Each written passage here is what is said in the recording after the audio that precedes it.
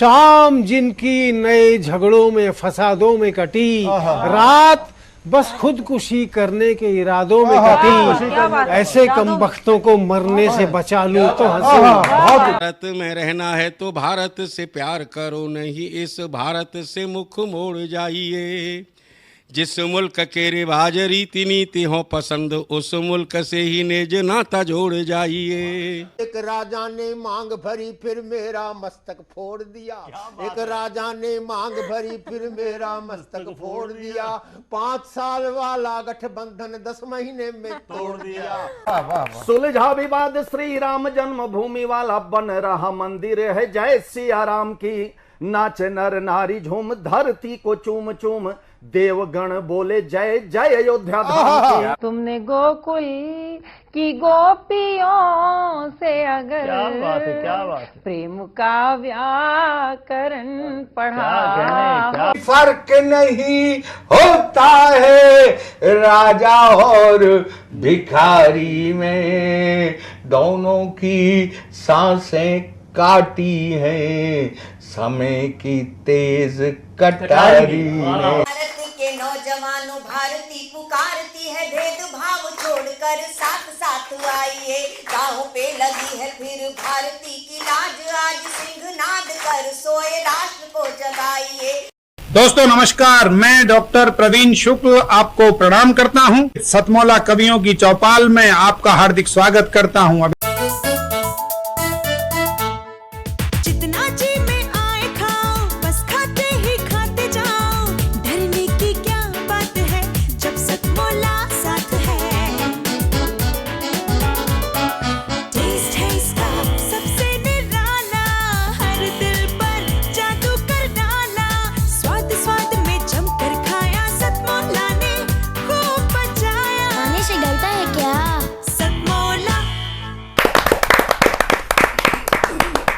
नमस्कार, सतमौला कवियों की चौपाल में सभी दर्शकों का हार्दिक स्वागत है। सतमौला कवियों की चौपाल आपकी अपनी चौपाल ने समय समय पर अपने रूप बदले हैं, लेकिन जो उसके उद्देश्य हैं वो वही के वही रहे।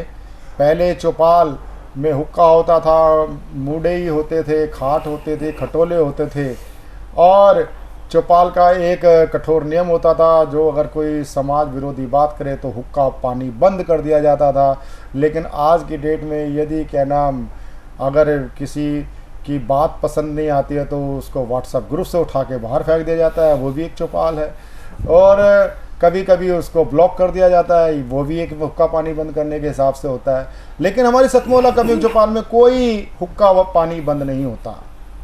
यहाँ पर जो भी आते हैं श्रेष्ठ जन आते हैं, श्रेष्ठ जन आते हैं, अपनी बात करते हैं, सुनते हैं, सुनाते हैं और राजी खुशी चले जाते हैं। सतमौला कवियों की चौपाल 20 वर्ष होने जा रहे हैं 15 अगस्त को, और बहुत समृद्ध अपना परिवार बन चुका है। आज मुझे बेहद प्रसन्नता हो रही है कि देश के लब्ध प्रतिष्ठित कवि हमारे बीच में उपस्थित हैं। हमारे बीच में विनोद कुमार जी, हमारे परम मित्र, हमारे बीच में उपस्थित हैं। बहुत बड़े हिंदी सेवी हैं आप। हमारे बीच में उपस्थित हैं श्री नीरज कुमार जी, आप बहुत ही सुप्रसिद्ध फिल्म अभिनेता, समाज सेवी हैं। हमारे बीच में उपस्थित हैं श्री मनोज मिश्रा कप्तान जी, आप देश के सुप्रसिद्ध व्यंग हास्य कवि हैं। हमारे बीच में उपस्थित हैं बहुत ही देश की लाडली कवित्री गीतकार अंजना अंजुम, मथुरा से हमारे बीच में पधारी हैं। हमारे बीच में उपस्थित हैं देश के युवा प्रखर हस्ताक्षर प्रशांत अवस्थी प्रखर, कानपुर से हमारे बीच में उपस्थित हैं। हमारे बीच में उपस्थित हैं फतेहपुर से, हमारे बीच में उपस्थित हैं फतेहपुर से दीपचंद गुप्ता जी।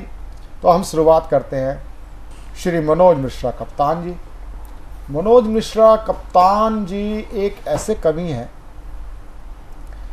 उनकी रचना धर्मिता के अंदर लोक परिलक्षित होता है। लोक का अर्थ है, जैसे आप मनोज कुमार की फिल्मों में, चाहे वो शोर फिल्म हो, चाहे वो जितनी भी फिल्मों, अगर मनोज कुमार जी की फिल्मों की बात करें तो उसमें कहीं ना कहीं गांव की मिट्टी की जो खुशबू है ना, वो आती है।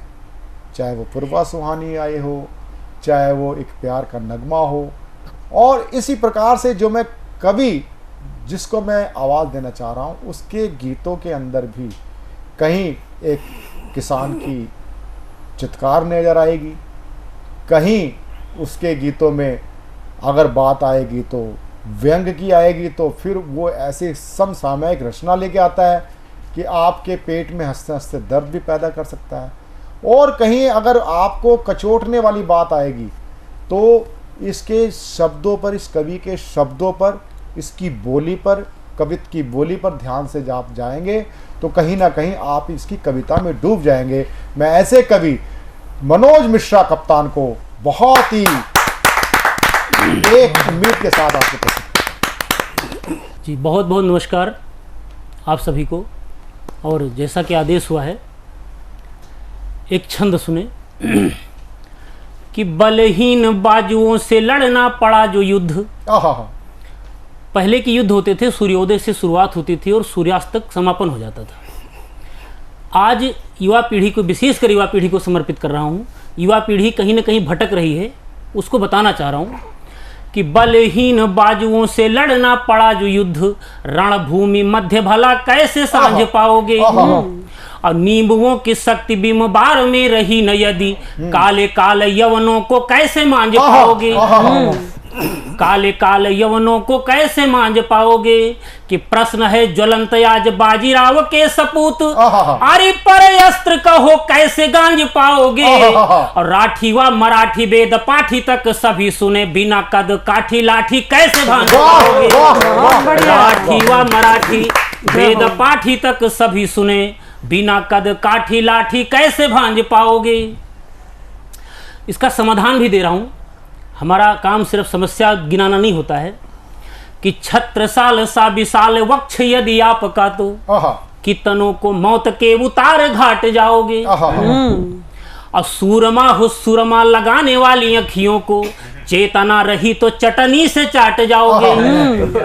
चेतना रही तो चटनी से चाट जाओगे। कि चेतक सरीखे या स्वटापन से टापी टापी, कायरों को आप करके सपाट जाओगे। और चंड मुंड मर्दनी कृपा करे तो झुंड बीच 150 मुंड काट कुंड पाट जाओगे। 150 मुंड काट कुंड पाट जाओगे। लेकिन घमंड नहीं करना है, अभिमान नहीं करना है, स्वाभिमान रहना चाहिए। क्योंकि घमंड रावण का नहीं रहा, बाली का नहीं रहा। हमें अपने बल का प्रयोग करना है हनुमान जी की तरह। क्योंकि आदि से अनादि लो समाधियां सुनिश्चित हैं। मृत्युलोक है, जो आया है वो जाएगा। आदि से अनादि लो समाधियां सुनिश्चित हैं, वक्त के ये पात्र मात्र काल के दतोन हैं। और देख युद्ध भीषण विभीषण अचंभित थे, जीत इंद्र इंद्रजीत कीच बीच मौन है। जीत इंद्र इंद्रजीत कीच बीच मौन है। कि वर पंचानन दशानन के आनन थे, करनी से धरनी पे पड़े यौन पौन है। और धन दुर्योधन का शासन दुशासन का, बाली से बली की ना चली तो आप कौन है। ये थे हरफनमौला कवि। और हरफनमौला कवि इसलिए बोल रहा हूं क्योंकि एक गीतकार इतना तीखा व्यंग्यकार नहीं हो सकता, और एक ऐसा तीखा व्यंग्यकार गीतकार नहीं हो सकता। ये एक मिथक तोड़ा है मनोज मिश्रा कप्तान ने। और गीत साहित्य के रूप में अगर किसी का नाम आता है तो वो अंजना अंजुम का आता है। अंजना अंजुम एक ऐसी कवित्री हैं जो गीत हास्य व्यंग गीत के रूप से रखती हैं। और आप घनाक्षरी, आपने अनेक घनाक्षरियों को सुना होगा, लेकिन घनाक्षरी जब आप पढ़ती हैं तो ब्रिज में पढ़ती हैं। आप मूलतः ब्रिज बाला है, ब्रिज की कवित्रियाँ। जहाँ जोरदार तालियों के साथ हम अंजना अंजुम का स्वागत करें।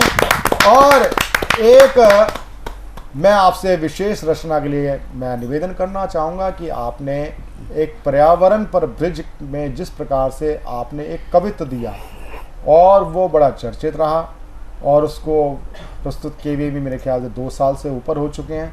और आज जब चाहे वो दिल्ली के माननीय उपराज्यपाल यमुना सफाई की बात करते हो, चाहे दिल्ली सरकार करती हो, चाहे नमामि गंगे हो, उसमें वो कविता आपकी बहुत सामयिक हो जाती है। मैं बड़े विशेष आग्रह के साथ आमंत्रित करता हूं अंजना अंजुम जी को पर्यावरण विशेष पर कविता स्वागत है। बहुत बहुत धन्यवाद। सतमोला कवियों की चौपाल फिर से मैं अपनी चौपाल में उपस्थित हो चुकी हूँ, आप सबके मध्य आ चुकी हूँ। मैं सभी अपने अग्रजों को नमस्कार करती हूँ और ये आशीर्वाद है आप सबका कि मैं थोड़ा बहुत जो भी लिख पाती हूँ वो आप सबका आशीर्वाद है। स्वागत। जैसा कि पर्यावरण की बात आती है तो माँ यमुना और माँ गंगा के लिए सब परेशान हैं। नमामि गंगे योजना चली, यमुना मिशन चले, लेकिन कहीं ना कहीं यमुना का जो दर्द है वो कहीं ना कहीं मुझे दिखाई दिया। तो उसे सुनाने से पहले आपके पास पहले मैं कुछ हिंदी मैं बोलूंगी, उसके बाद ब्रज तक चलेंगे। आई हूँ आज सारी कहानी को छोड़कर, आई हूँ आज सारी कहानी को छोड़कर, जो रोकती थी राह रवानी को छोड़कर। हालांकि आज आंख मेरी नम रही मगर मैं गा रही हूँ आंख के पानी को छोड़कर, मैं गा रही हूँ आंख के पानी को छोड़कर। अगर बात करें पर्यावरण की, लेकिन उससे जीवन के भी साथ मैं आपको दोनों ही बातें करूंगी कि हम प्लास्टिक का यूज ना करें, प्लास्टिक का प्रयोग ना करें और जीवन में क्या क्या प्रयोग ना करें उसको भी आप देखिए कि कुछ भूल ऐसी हैं जो सुधारी जा ही नहीं सकती। तब मैं कहती हूँ कि यूं ही किसी पे जान तो वारी नहीं जाती, यूं ही किसी पे जान तो वारी नहीं जाती, शब भर जगोगे फिर तो खुमारी नहीं जाती। चाहे पलट दो तख्त या इतिहास बदल दो, चाहे पलट दो तख्त या इतिहास बदल दो, कुछ भूल हैं जो सबसे सुधारी नहीं, कुछ भूल हैं जो सबसे सुधारी नहीं जाती। अब इन मुक्तकों के साथ चलते हैं एक छोटी सी और रचना पर, फिर वही प्यारा सा गीत जिसे सभी लोग सुनना चाहते हैं। एक छोटी सी रचना गजल के माध्यम से। चोट खा कर सदा मुस्कुराते रहे, चोट खा कर सदा मुस्कुराते रहे, आँख नम थी मगर फिर भी गाते रहे।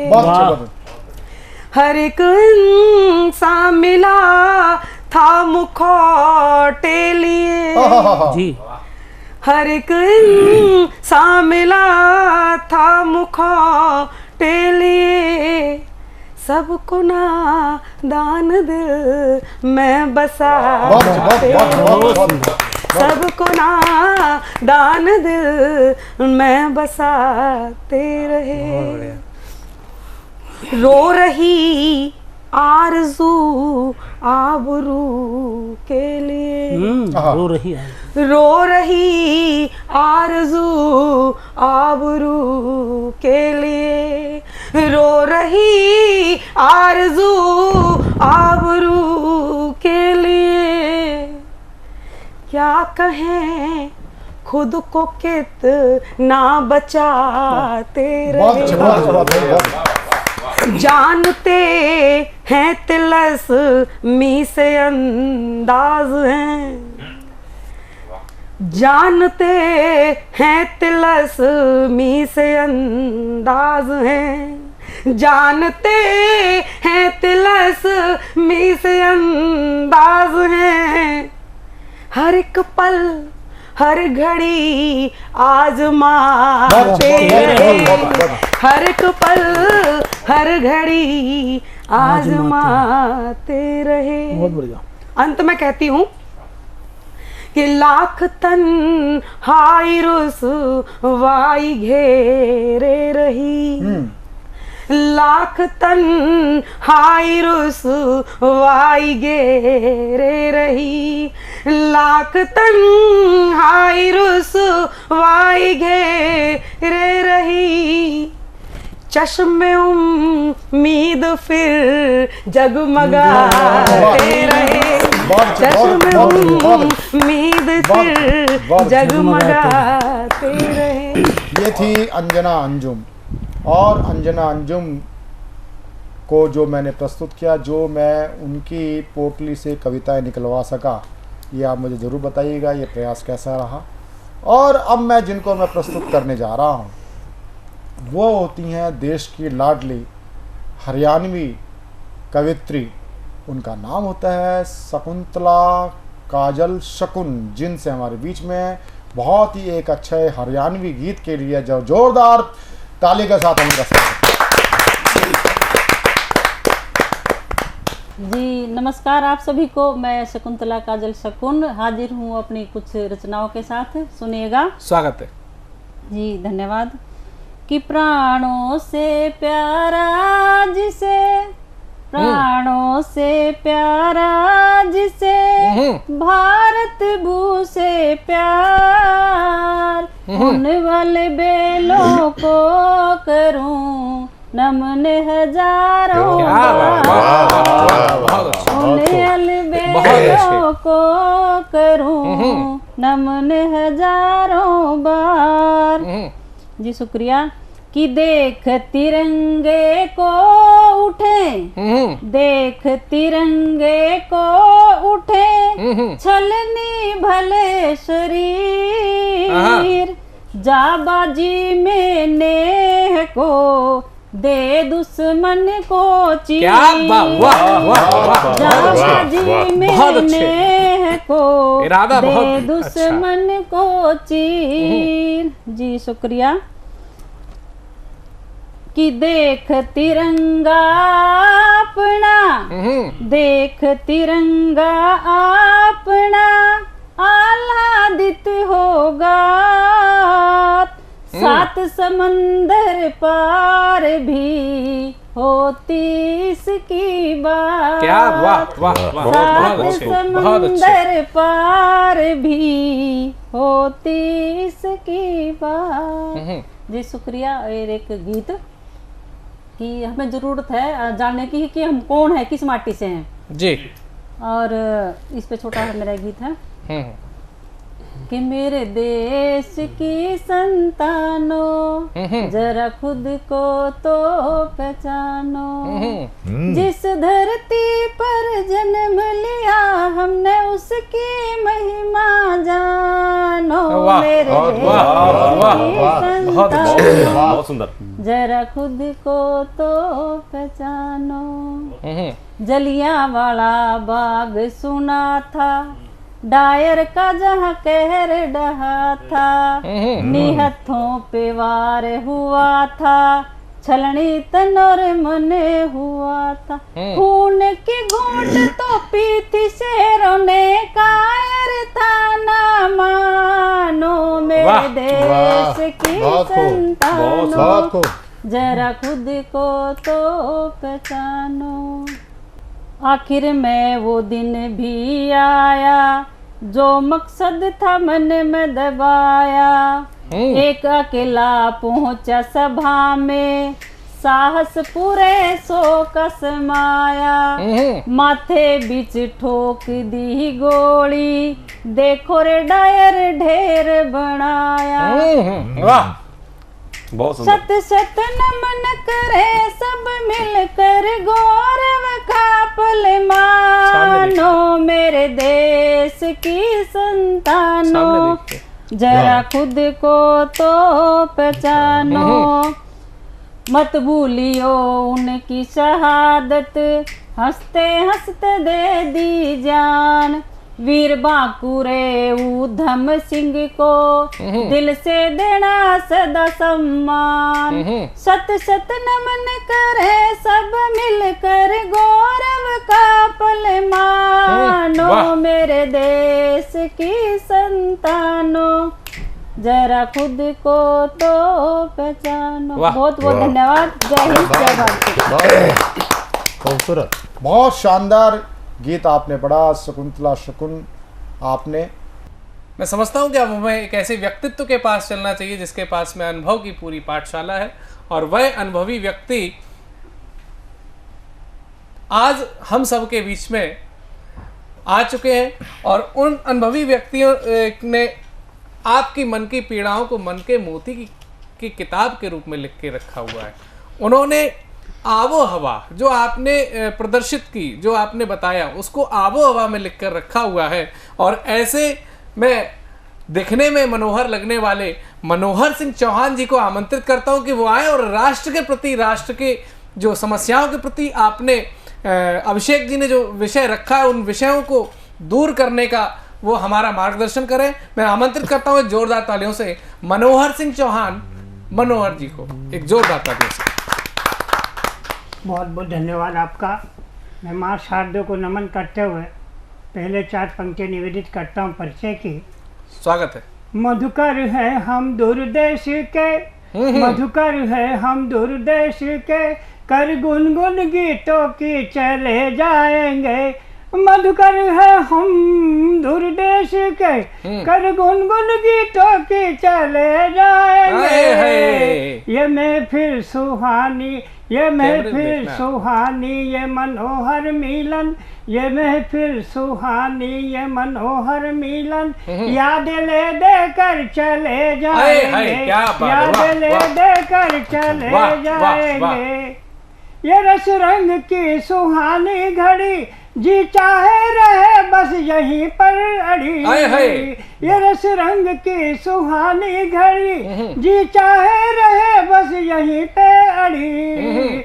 आप गीत गजल छंद जो भी सुने, आप गीत गजल छंद जो भी सुने, मधुकर वाह लेकर चले जाएंगे, मधुकर वाह लेकर चले जाएंगे।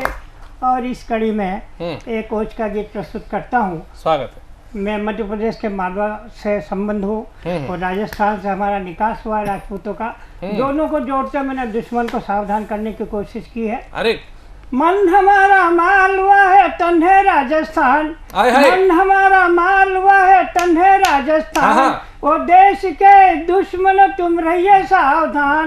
मन हमारा मालवा है तन है राजस्थान, वो देश के दुश्मन तुम रहिए सावधान, क्योंकि देश हितवीरों ने दिए हैं बलिदान, इसीलिए प्यारा हमें जान से हिंदुस्तान, इसीलिए प्यारा हमें जान से हिंदुस्तान। खूसे सींच इसकी नींव डाली है, खूसे सींच, आजादी की बात कर रहा हूँ, खूसे सींच इसकी नींव डाली है, देश के दीवानों ने नाजों से पाली है, खूसे सींच इसकी नींव डाली है, देश के दीवानों ने नाजों से पाली है, क्यों ना उनकी उमंगे भोवे रे जवान, क्यों ना उनकी उमंगे भोवे रे जवान, जागा है देश हमारा जागा है जवान, जागा है देश हमारा जागा है जवान।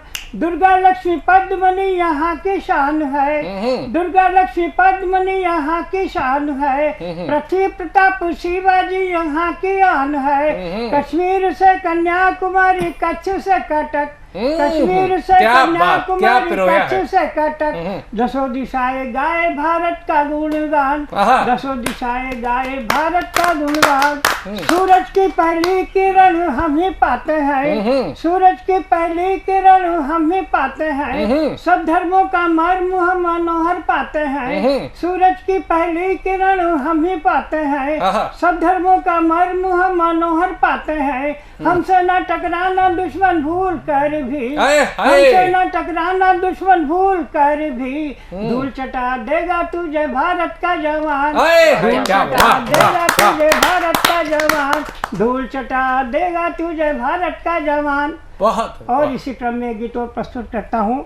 इसमें युवाओं से मैंने आह्वान किया है कि देश की स्थिति को देखते हुए वे अपने फर्ज के लिए तैयार रहें। एक संदेश इस गीत के माध्यम से, हिमालय पे तिरंगा लहराने के लिए, हिमालय पे तिरंगा लहराने के लिए, जवानी के जोश को जताने के लिए, हिमालय पे तिरंगा लहराने के लिए, जवानी के जोश को जताने के लिए, सुना रहा हूँ गीत में समझाने के लिए, सुना रहा हूँ गीत में समझाने के लिए, लिख डालो इतिहास नया जमाने के लिए, लिख डालो इतिहास नया जमाने के लिए, लिख डालो इतिहास नया जमाने के लिए।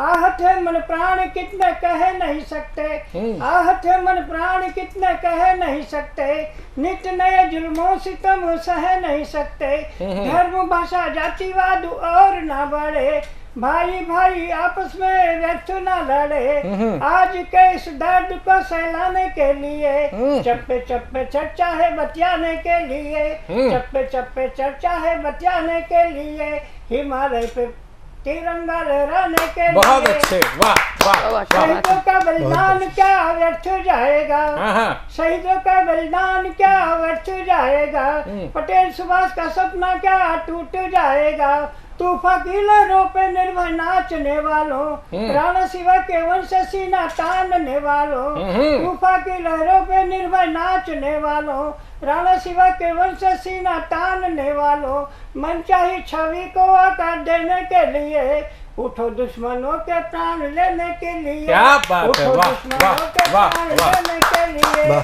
और भारत हमेशा शांति के पक्षधर रहा, इसलिए कहा है कि शांति वन में मीत मेरे शोर ना हो जाए, शांति वन में मीत मेरे शोर ना हो जाए, जल्दी करो हनुमान कहीं भोर ना हो जाए, शांति वन में मीत मेरे शोर ना हो जाए, जल्दी करो हनुमान कहीं भोर ना हो जाए। माँ भारती के लाड़ लो तुम आओ देश में, माँ भारती के लाड़ लो तुम आओ देश में, दुश्मन को चीर दो जो देखे देश में, दुश्मन को चीर दो जो देखे देश में, तुम्हें कसम है वीरों आन निभाने के लिए, वार देना जान वतन बचाने के लिए, वतन बचाने के लिए, हिमालय पे तिरंगा लहराने के लिए। बहुत ही शानदार, वाह। हर पल मस्ती और रंगीन विद सतमोला नमकीन, इससे बेटर है नथिंग। सतमोला नमकीन डिफरेंट टेस्ट है बेमिसाल, पनीर भुजिया भी कमाल, इसके टेस्ट के सब शौकीन। हाँ सतमोला नमकीन, सतमोला स्वीट्स एंड नमकीन, इससे बेटर है नथिंग। हाँ सतमोला नमकीन।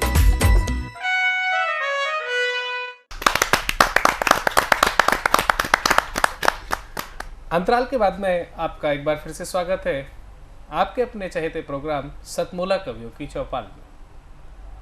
अभी हम जिन कवियों को सुन रहे थे वो कवि हमारे देश के शीर्षस्थ कवि हैं, जिन्होंने कुछ ऐसे कविता के क्षेत्र में मुकाम हासिल किए हैं जिनको देख करके देश के करोड़ों युवा, देश की करोड़ों नई कलम लिखने की प्रक्रिया में आई और लिखना शुरू किया। मैं जुड़ना चाहता हूं कि आज चित्रकूट से पधारे हुए एक अपने नए चेहरे के बीच में, जो आज हम सबके बीच में अपनी कलम को लेकर के पधारे हुए हैं, अभिषेक शुक्ला जी चित्रकूट से हमारे बीच में अपनी कविता को लेकर के प्रस्तुत हैं। आइए जोरदार तालियों से स्वागत करते हैं।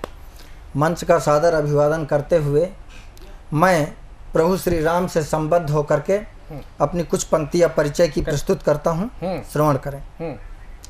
राम के चरित्र की भूमिका कहूँ जो मैं, अभिमानियों का यहाँ दम्भ टूट जाएगा।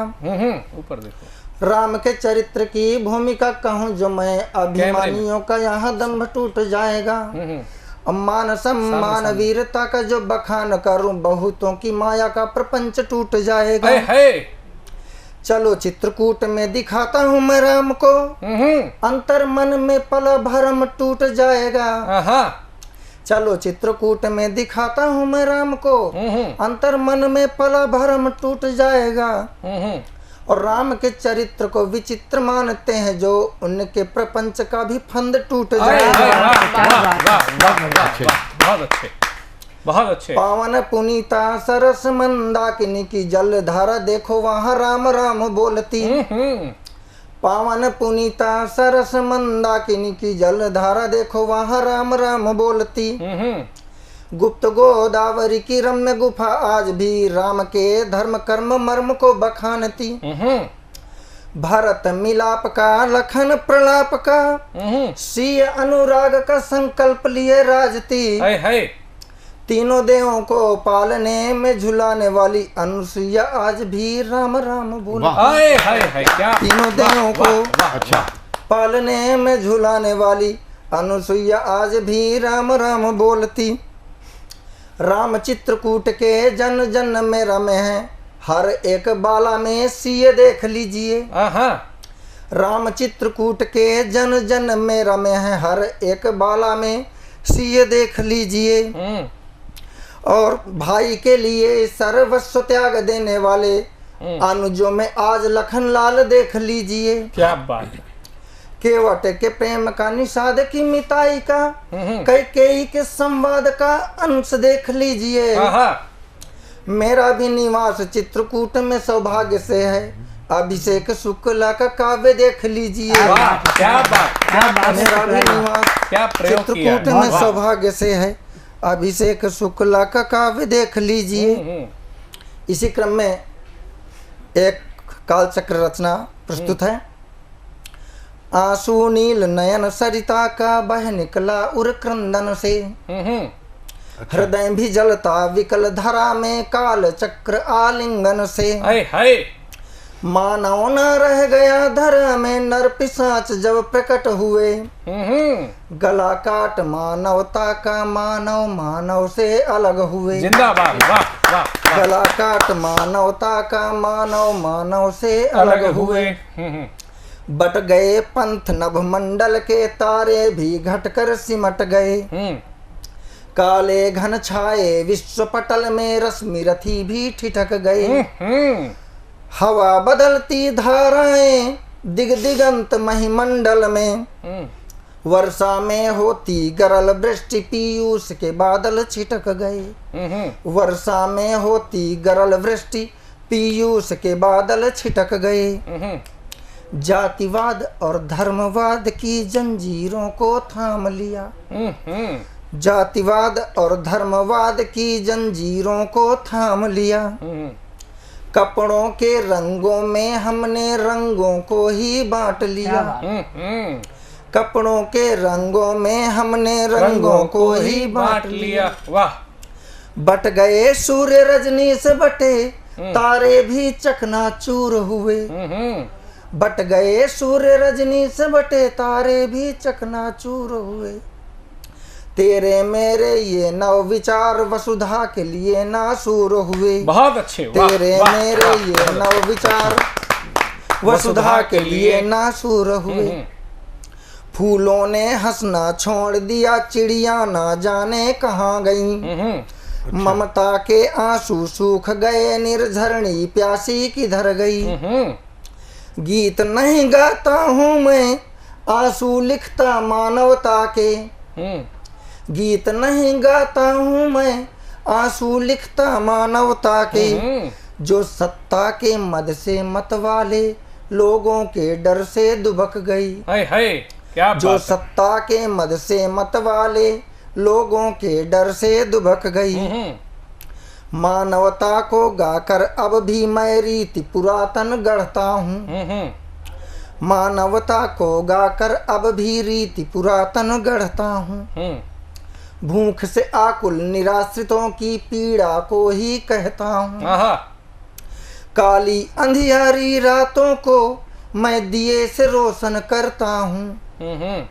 काली अंधियारी रातों को मैं दिए से रोशन करता हूँ। बस एक सूत्र में सारे मोती रोज पिरोता रहता हूँ। बस एक सूत्र में सारे मोती रोज पिरोता रहता हूँ। बहुत अच्छे अभिषेक, धन्यवाद। हमारे बीच में शाहजहांपुर से एक आलोक मिश्रा जी हमारे नए गीतकार और गजलकार हैं।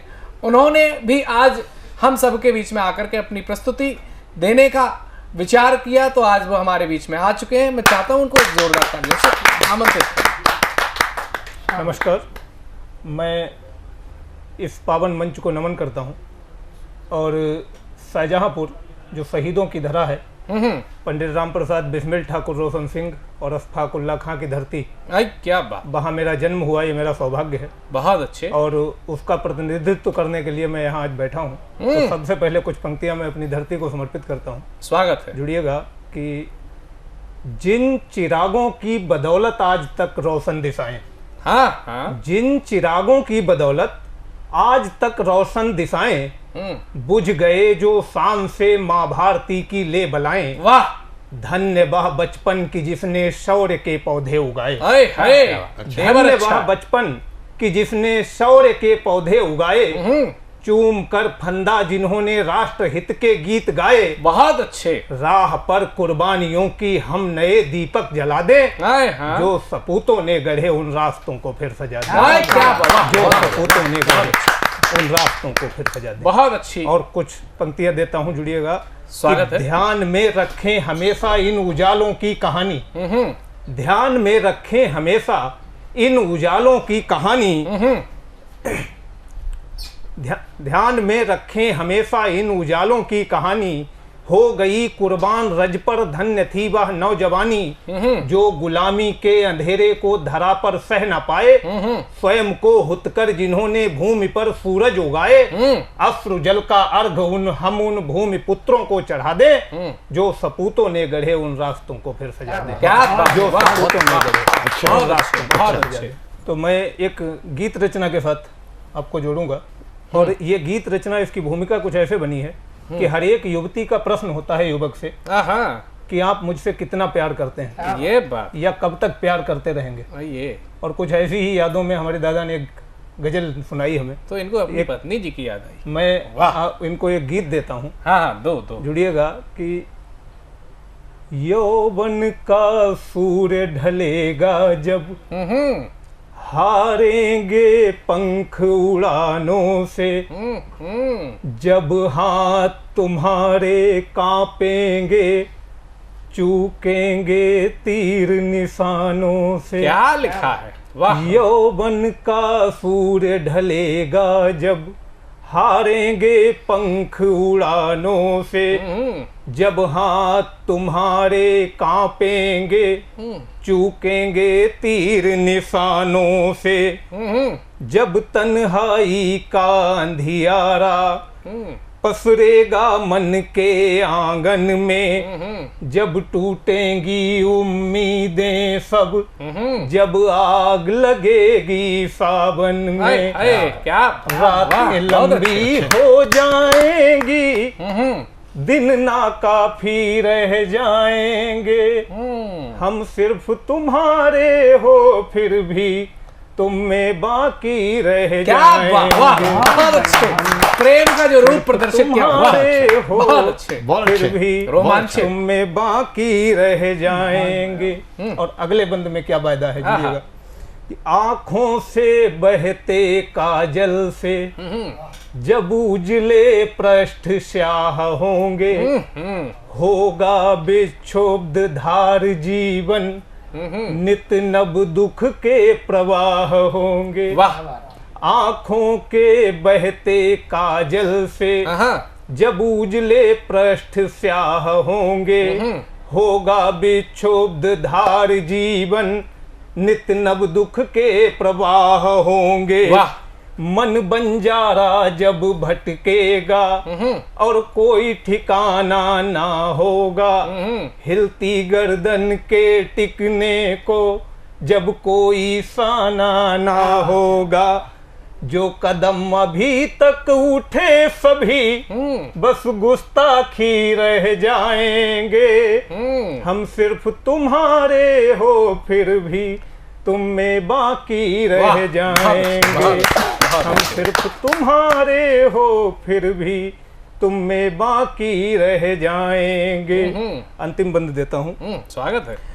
बेजल बदली हो जाओगे, मधुरिक्त कली हो जाओगे, होशियारों की इस बस्ती में जब तुम पगली हो जाओगे।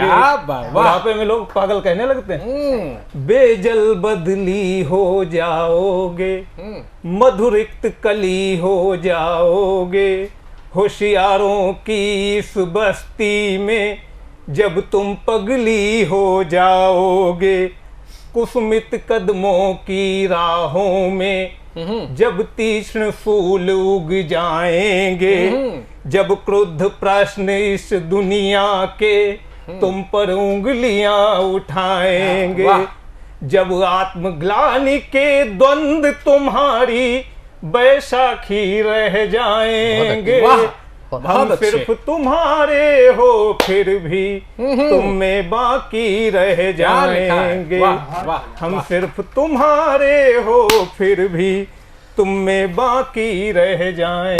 बहुत ही शानदार, वाह वाह वाह, अच्छा गीत है, अच्छा गीत पढ़ा, बहुत अच्छा गीत। क्या गीत पढ़ा है। देश के लिए भी लिखा, अपनी मातृभूमि के लिए भी लिखा और अपनी जीवन संगिनी के लिए भी लिखा, और हर गीत हर पद रोमांचित रोम रोम को कर रहा था। जीवन की सच्चाई को लिखा है और यही कवि का कवि धर्म है कि वह सच्चाइयों को बयान करे। तो समय हो चुका है हमको ऐसे एक जोशीले व्यक्ति को बुलाने के लिए जिनका नाम है दिलीप कुमार जोशी। दीप, आइए बुलाते हैं रतलाम से।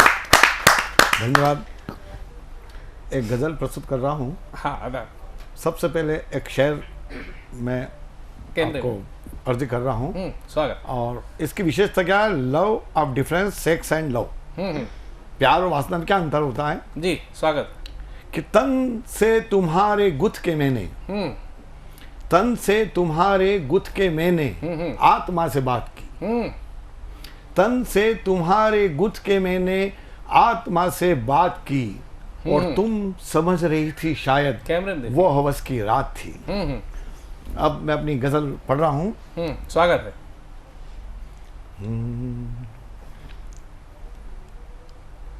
यही हद थी तो इस हद में हमें रहना जरूरी था। यही हद थी तो इस हद में हमें रहना जरूरी था। यही हद थी तो इस हद में हमें रहना जरूरी था। कभी टूटे हदें सारी ये कहना भी जरूरी था। यही हद थी। तू नदियाँ प्यार का प्रीतम, तू नदियाँ प्यार की प्रियतम, समर्पित नाव साहूं में। तू नदियाँ प्यार का प्रियतम, समर्पित नाव सा बस में। तेरी मर्जी की लहरों पे मुझे बहना जरूरी। तेरी मर्जी की लहरों पर इसे बहना जरूरी था। यही हद थी। इसमें एक शब्द आ रहा फारसी का है, आसेब। आसेब का मतलब होता भूत प्रेत। अच्छा, ध्यान चाहूंगा मैं। बिल्कुल। मकासूने हो जो उनमें रहा आसेब करते हैं। मकासूने हो जो उनमें रहा आसेब करते हैं। तेरे दिल में लिए इसके मेरा रहना जरूरी था। दिल में लिए इसके मेरा रहना जरूरी था। यही हद थी।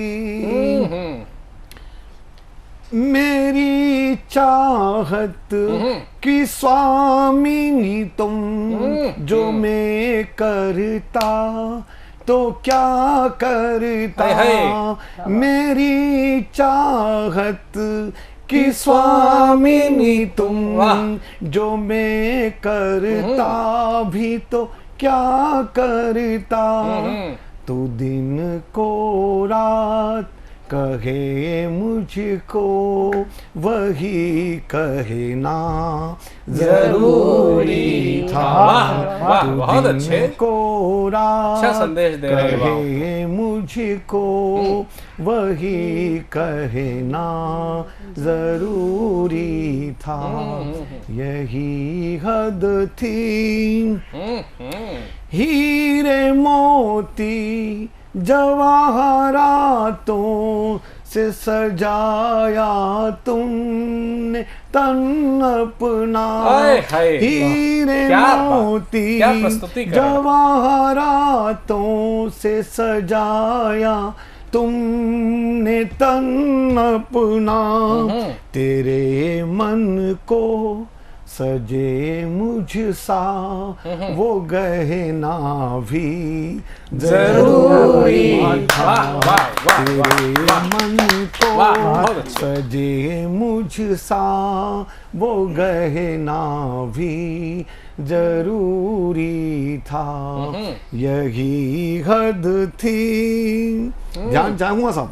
अरे पूरा दे रहे हैं। तेरे रुकने तक रोके थे हमने पलकों पे आंसू को। तेरे रुकने तक रोके थे हमने आंसुओं को पलकों से। तेरे जाते ही आँखों से इन्हें बहना जरूरी था। तेरे जाते ही आँखों से इन्हें बहना जरूरी था। यही हद थी। अब आखिरी इसका मकता शेर है, जान जाऊंगा पूरा। इम्तिहाने इश्क में है रस्म जुल्मो सितम में दी। इम्तिहाने इश्क में है रस्म जुल्मो सितम में दी। तुझे करना जरूरी था मुझे सहना तुझे करना जरूरी था मुझे सहना जरूरी था। बहुत अच्छे। यही हद थी तो इस हद में हमें रहना जरूरी था। हमें रहना जरूरी था। बहुत अच्छे, बहुत अच्छे, बहुत ही शानदार कविता, बहुत ही शानदार गजल। अगर कहा जाए कि वाकई में ये जो जोशीले मन से जो दिलीप दादा ने जो यहाँ पर गजल सुनाई है, इस गजल में कुछ राज छुपे हुए हैं। और ये राज क्या है, इन राजों को बताने के लिए हमारे बीच में आ रहे हैं इन्हीं के रतलाम से पधारे हुए इन्हीं के छोटे भाई, जिनका नाम है राजेश धनोतिया। और राजेश धनोतिया जी जब दिलीप दादा के साथ में रहते हैं तो उनको कुछ एहसास हुए और उन एहसासों को उन्होंने बयां किया अपनी किताब मेरे एहसास में। राजेश धनोतिया जी की इन एहसासों को उन्होंने क्या लिखा हुआ है, उनमें से एक छोटा सा नमूना हम सब सुनते हैं। आइए स्वागत करते हैं। बहुत बहुत धन्यवाद जी। मैं माँ शारदा को शत नमन करता हूँ और प्रस्तुत करता हूँ आपके सामने अपनी एक रचना। जी स्वागत है। हम आज की हमारी पीढ़ी हमारे आज़ादी के मोल को नहीं समझ रही है। सिर्फ आज़ादी का जो महत्व उनके लिए है वो सिर्फ 15 अगस्त और 26 जनवरी ही मनाना रह गया है। जब उनसे पूछा जाता है कि हमें आज़ादी कैसे मिली तो उनकी जुबान पर सिर्फ चंद नाम आते हैं, जबकि इसके पीछे का एक गौरवशाली जो इतिहास रहा है वो उससे वो परिचित नहीं है। इसी से मन में एक पीड़ा उत्पन्न हुई और मैंने एक गीत लिखा है, मैं प्रस्तुत कर रहा हूँ, सुनिएगा। ये जो हम खुश हो आजादी का जश्न मनाते हैं, आसमान में लहराता तिरंगा देख देख हर्षाते हैं, लेकिन क्या जाना हमने इसकी कीमत क्या चुकाई है। इस तिरंगे की खातिर कितनों ने अपनी जान गंवाई है, इस तिरंगे की खातिर कितनों ने अपनी जान गंवाई है। कितने बेटे शहीद हुए, कितनी माँ की गोदें उजड़ गई, कितने हाथ में खनकती चूड़ियां पल भर में ही बिखर गई, कितने बाप की आंखों में आंसू अंदर ही अंदर सूख गए। कल तक जो रिश्ते धड़कन थे वो पल भर में ही रुक गए, कल तक जो रिश्ते धड़कन थे वो पल भर में ही रुक गए। और किस किस ने कहां कहां शहादत दी हमें कुछ भी नहीं पता। इसी को लेकर मैंने कहा है कि कौन कहां किस हाल में था हमको कुछ भी पता नहीं। अपनी गौरव गाथा का एक एक पन्ना कभी पढ़ा नहीं, अपनी गौरव गाथा का एक एक पन्ना कभी पढ़ा नहीं।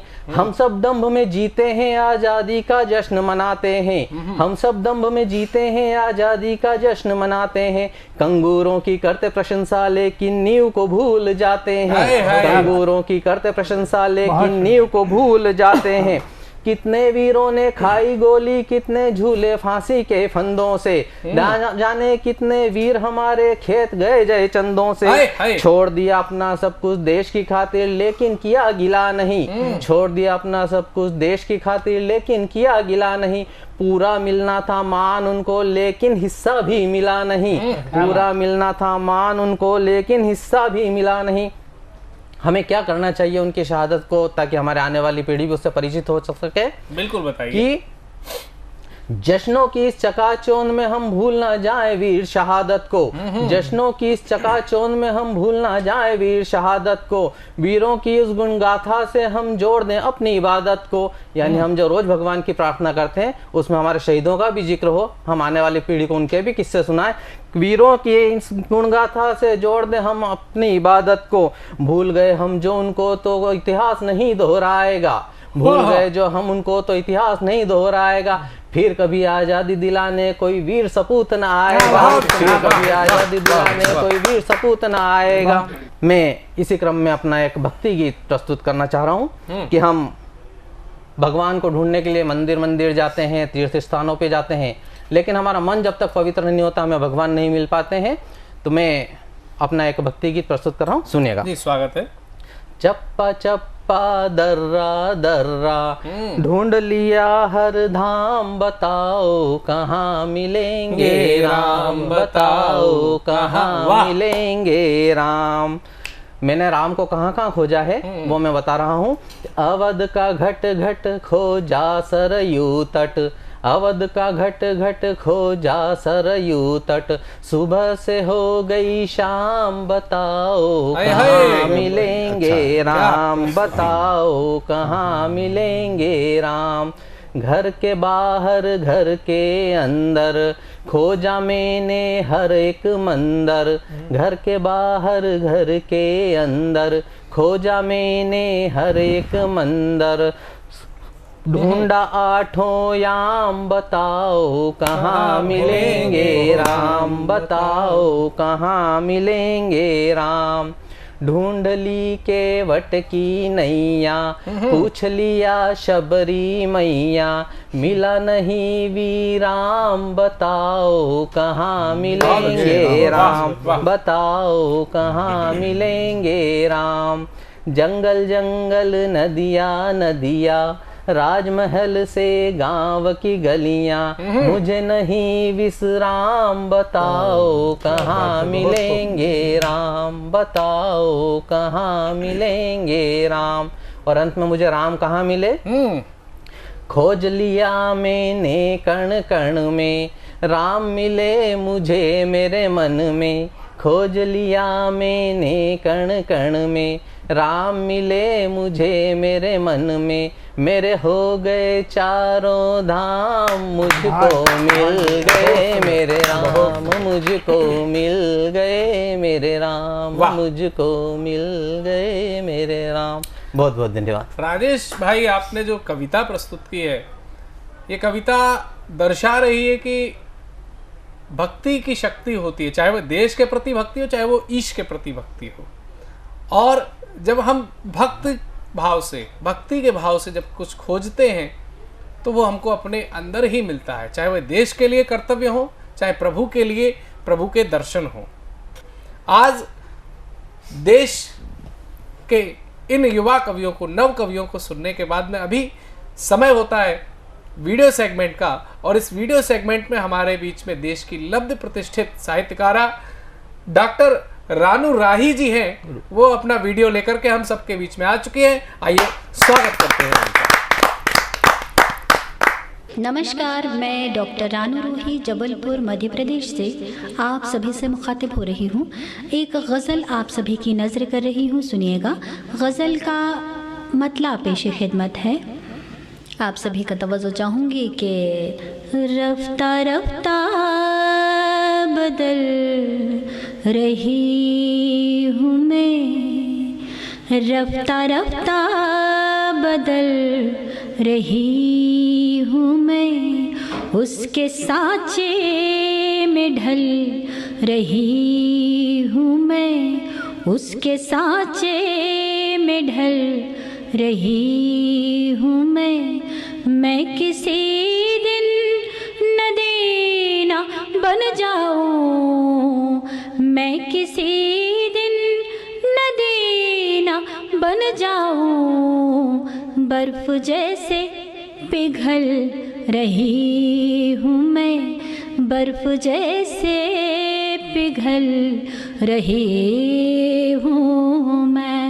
और ये शेर देखें कि उसको था इंतज़ार गिरने का, उसको था इंतज़ार गिरने का, उसको था इंतज़ार गिरने का, गिरते गिरते संभल रही हूँ मैं, गिरते गिरते संभल रही हूँ मैं। और ये शेर देखें कि इसलिए वो खफा खफा सा है, इसलिए वो खफा खफा सा है, इसलिए वो खफा खफा सा है, उससे आगे निकल रही हूँ मैं, उससे आगे निकल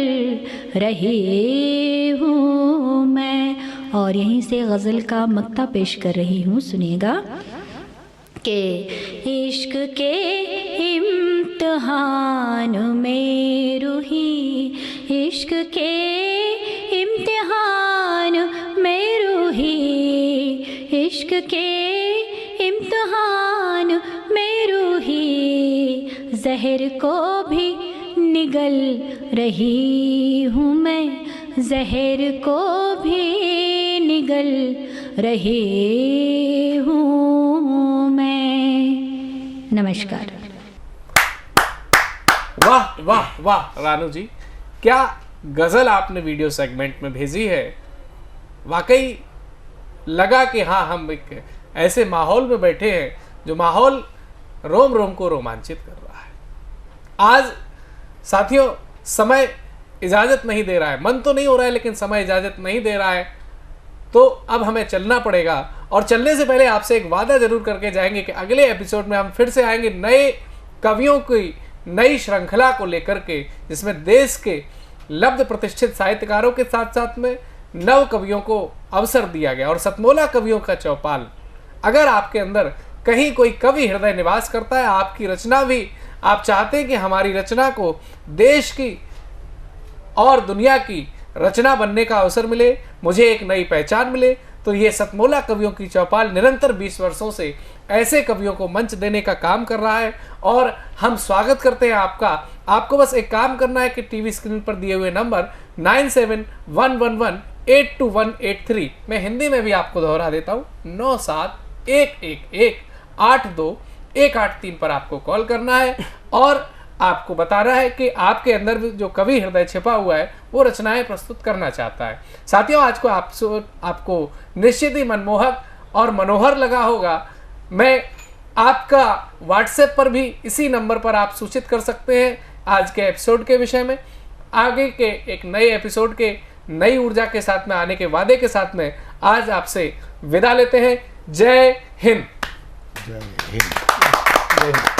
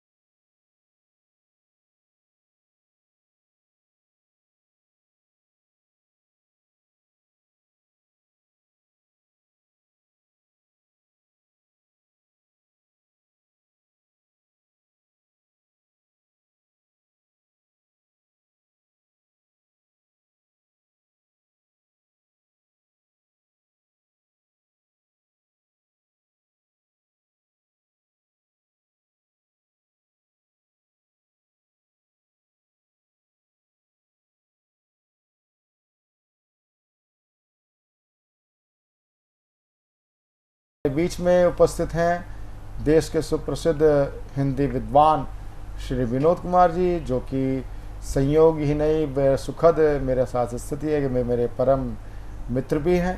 आज मेरे विशेष अनुरोध पर आज सतमोला कवियों चौपाल में पधारे हैं और सबसे बड़ी बात है कि वो साहित्य की जितनी समझ रखते हैं, हिंदी भाषा के विद्वानों के साथ जिस प्रकार से उनका संबंध है, और सबसे बड़ी बात है कि अति व्यस्त जीवन में भी विनम्रता को धारण करते रहना। सही बात में जितना भी व्यक्ति शीर्ष हो, विनम्रता उसका आभूषण होती है। मैं ऐसे विनम्र आभूषित अपने मित्र विनोद कुमार जी से आग्रह करता हूं कि सतमोला कवियों की चौपाल में आप अपने हृदय उद्गार रखें। विनोद कुमार जी। नमस्कार। आज पहली बार सतमोला कवियों की चौपाल में आने का अवसर मिला। काफ़ी पहले से इनके कार्यक्रमों को देखता रहा हूँ, फॉलो करता रहा हूँ, और मैं समझता हूँ जिस तरह से और जितने लंबे समय से इन्होंने हिंदी साहित्य, खासकर कविता की विधा की सेवा की है, वो निश्चित रूप से सराहनीय है। सतमोला कवियों की चौपाल मुझे बताया गया कि 20 वर्ष का हो चुका है, मतलब एडल्ट हुए भी 2 वर्ष हो गए हैं, 1 साल बाद विवाह योग्य हो जाएगा। तो और निश्चित रूप से ये साहित्य और हिंदी कविता की बहुत बड़ी सेवा है, और किसी कार्यक्रम को इतने लंबे समय तक चलाना ये बहुत बड़ी बात है। मुझे यह भी बताया गया कि लगभग 20,000 नए कवि यहाँ आ चुके हैं, और जो अभी अपने अपने क्षेत्र में अच्छा नाम कर रहे हैं और बड़े बन के निकले हैं, और भी बड़े बनते जा रहे हैं। मैं सतमोला कवियों की चौपाल और मेरे मित्र प्रवीण जी को बधाई देता हूँ। इस योजना को और इस जो आपका अभियान है, कार्यक्रम है, इसे आगे बढ़ाते रहिए। हम लोग अपना नैतिक समर्थन देते हैं, और ये आप निश्चित रूप से बहुत ही बड़ा काम कर रहे हैं, क्योंकि नए कवियों को मंच मिलना अक्सर मुश्किल होता है। तो ये मंच उपलब्ध कराकर आप हिंदी की वस्तुतः बड़ी सेवा कर रहे हैं। आपका धन्यवाद, और सतमोला कवियों की चौपाल का भी बहुत धन्यवाद।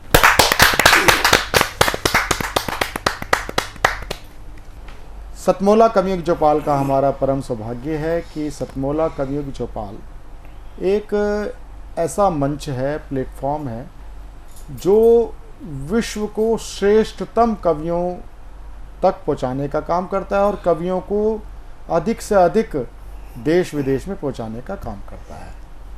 तो इसके अंदर साधना टीवी, सतमोला कंपनी और एक हमारे मानद निदेशक जो इस कार्यक्रम को आर्थिक बल देते आ रहे हैं काफ़ी लंबे समय से, उनका नाम होता है श्री नीरज गुप्ता। श्री नीरज गुप्ता देश के सुप्रसिद्ध व्यवसायी होने के साथ साथ और अनेक फिल्मों के जो सुप्रसिद्ध कलाकार थे वो थे, और उस फिल्म के माध्यम से जिस प्रकार से आए, और उस फिल्म का भी शायद ये एक प्रभाव था कि हमारी पुत्रवधू प्रीति गुप्ता जिस समय फिल्म रिलीज हुई उसके 1 महीने बाद ही चुनाव हुए, और उस फिल्म की लोकप्रियता, नीरज जी की लोकप्रियता के कारण वो आप चुनाव में विजयी भी रहे। ये एक कला को समर्पित मैं ये एक मैं टिप्पणी कर रहा हूँ, इसको सहर्ष और सहज रूप से लेंगे। नीरज जी, आप बहुत बड़े, आप सुप्रसिद्ध व्यवसायी के साथ सतमोला कवियों चौपाल के आप मानद निदेशक हैं। मैं चाहूँगा कि आप सतमोला कवियों चौपाल में अपना संदेश, शुभ संदेश हमें प्रदान करें। श्री नीरज गुप्ता जी। बहुत बहुत धन्यवाद प्रवीण जी। जैसे कि अभी आपने बताया कि मैं पिछले काफ़ी वर्षों से आपके इस कार्यक्रम से जुड़ा हुआ हूँ। जैसा कि मालूम है कि 20 वर्ष इस कार्यक्रम को हुए, एक बहुत लंबा समय होता है 20 वर्ष। मैं तो कहूँगा अब ये कार्यक्रम अपने पूरे युवा अवस्था में आ चुका है, 20 वर्ष का हो गया है जी। तो 20 वर्ष में ये नहीं कहूँगा कि वृद्ध हो चुका, अभी तो शुरुआत है इस कार्यक्रम की, युवा अवस्था में है। और आपने बताया कि 20,000 से अधिक आप इसमें से कवियों को यहाँ मौका दे चुके हैं, तो ये एक बहुत ही सराहनीय आपका कार्य है। मैं बहुत बहुत प्रशंसा करता हूँ आपके इस कार्य की, और आगे आप इसे इसी प्रकार से बढ़ाते हैं। और जो नवोदित प्रतिभाएं हैं हमारे देश की, खास तौर पर जो हिंदी भाषा कवि और जो हमारे ब्रज भाषा के कवि हैं, अभी कवित्री जी बहन जी ने बहुत ही सुंदर अभी काव्य पाठ किया, मैं इनको भी बहुत बहुत बधाई देता हूँ। हमारे कप्तान साहब को मैं बहुत बहुत बधाई देता हूँ, इतना सुंदर इन्होंने, मतलब उसमें इतने सारे अलंकार थे, मेरे को तो अलंकार हमने हिंदी भाषा में पढ़े हैं। यमक अलंकार होता है और अतिशोक्ति अलंकार, बहुत सारे अलंकारों का प्रयोग किया गया और बहुत ही सुंदर तरीके से जो कविता पाठ किया है, बहुत ही सराहनीय आपका कार्य है, जो हमारी हिंदी भाषा के लिए बहुत बड़ा आप योगदान दे रहे हैं। हमारे देश की जो संस्कृति है, जो हमारी जो परंपरा है, उसको बहुत अच्छा एक दिशा देने का आपके कार्यक्रम के द्वारा कार्य किया जा रहा है, जिसकी मैं दिल से प्रशंसा करता हूँ। आप इसी तरह आगे कार्य करते रहे। हमारे बीच में अनिल मित्तल जी हैं, आप शुभकामना संदेश दें सतमोला कवियों चौपाल। नमस्कार, मैं अनिल मित्तल, चेयरमैन सतमोला ग्रुप। सतमोला कवियों की चौपाल के सभी दर्शकों का बहुत बहुत स्वागत करता हूँ। और आज बड़ा खुशी का मौका है कि आज सतमोला कवियों की चौपाल में आदरणीय महेंद्र सिंह बिट्टा जी आए हैं, उनका आशीर्वाद मिला हमारे को, तो बहुत सौभाग्य की बात है आज। और अगले महीने 15 अगस्त को हम लोग अपने 18 वर्ष पूरे कर रहे हैं सतमोला कवियों की चौपाल के। तो ये बहुत, मतलब मेरे लिए तो एक विश्वास नहीं होता मेरे को कि जब मैं 18 साल पहले सतमोला में से जुड़ा कवियों की चौपाल से, तो ये सफ़र इतना लंबा जाएगा, लेकिन परवीन आर्य की मेहनत से और लगन से ये सब पॉसिबल हो पाया। और सतमोला परिवार बहुत जुड़ कर इसके साथ खुश है कि देश के नए नए कवियों को इस प्लेटफॉर्म पे मौका मिलता है। और मैं बिल्कुल भरोसा दिलाता हूँ कि ये प्रोग्राम जब तक मैं हूँ जब तक ये चलता रहेगा और बहुत जल्द सिल्वर जुबली भी पूरी करेगा। धन्यवाद। सीएम साहब, हमारे 30 विधायक अपोजिशन पार्टी में चले गए, अब आप सीएम नहीं रहे। सतमोला। तो अब नया सीएम कौन बन रहा है? Tell me. सतमोला खाओ, कुछ भी पचाओ।